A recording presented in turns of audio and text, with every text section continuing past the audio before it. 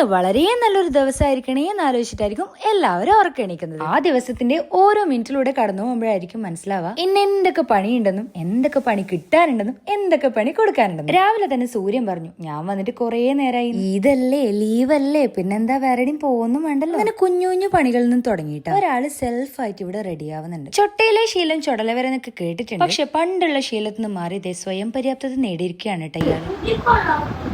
ആകെയുള്ള ഒരു request, dress ഇടുമ്പോൾ മുടി കൊളാക്കല്ല അമ്മേ എന്നുള്ളതായിരുന്നു. കുട്ടികളുടെ ഓരോ സ്റ്റേജിൽ അവർ ഓരോ കാര്യങ്ങൾ ലേൺ ചെയ്യുമ്പോഴും അത് നമ്മൾ ഭയങ്കരമായിട്ട് സന്തോഷിപ്പിക്കാറുണ്ടല്ലോ. അൺലിമിറ്റഡ് കുരുത്തക്കേടിന്റെ ആശാന്മാരാണെങ്കിലും ചില കാര്യങ്ങളിൽ ഇവർ നമ്മളെക്കാൾ ശ്രദ്ധ പുലർത്താറുണ്ടെന്ന് വേണമെങ്കിൽ പറയാം. നമ്മൾ എന്തെങ്കിലും നല്ല കാര്യങ്ങളൊക്കെ ചെയ്യുമ്പോൾ അവർക്കും അത് ചെയ്യാനുള്ള ടെൻഡൻസി ഉണ്ടാവും. അതുപോലെ തന്നെയാണ് ബാഡ് ആയിട്ടുള്ള കാര്യങ്ങൾ ചെയ്യുമ്പോൾ അതും അവർ റിപ്പീറ്റ് ചെയ്യും. പറഞ്ഞ് നേരം പോയത് അറിഞ്ഞില്ല. 11 മണിയായി. ചെറുതായിട്ടൊന്ന് പൂരി കഴിച്ചു കേട്ടോ. അടുത്തത് കുറച്ച് അലക്കൽ പരിപാടിയായിരുന്നു. ഈ ഒരു ദിവസം എങ്ങനെ വെറുതെ ഇരിക്കാന്ന് ആലോചിച്ചിട്ടായിരുന്നു തുടങ്ങി. അപ്പൊ നിങ്ങൾ വിചാരിക്കും ബാക്കിയുള്ള ദിവസം ഞാൻ എന്താ ചെയ്യുന്നില്ല, ഇതൊക്കെ തന്നെ. അങ്ങനെ ചെറുതായി ഡ്രസ്സൊക്കെ ചേഞ്ച് ചെയ്ത് നമ്മൾ നേരെ പോയി ജുമീൻ്റെ. ഇതിന് നല്ല ഫുഡ് അടിക്കാനാ പോയെ. പക്ഷെ തിന്നുന്ന കോഴിനെക്കാളും അവർക്ക് ഇഷ്ടമായത് അവിടുത്തെ കളർ കോഴി കുഞ്ഞുങ്ങളായിരുന്നു. പക്ഷെ നമ്മളെ ഫുഡ് അടിപൊളിയായിരുന്നു കേട്ടോ. ബീഫ് ബിരിയാണിയും പുഡിങ്ങും ഒക്കെ നമ്മൾ അങ്ങോട്ട് തട്ടി.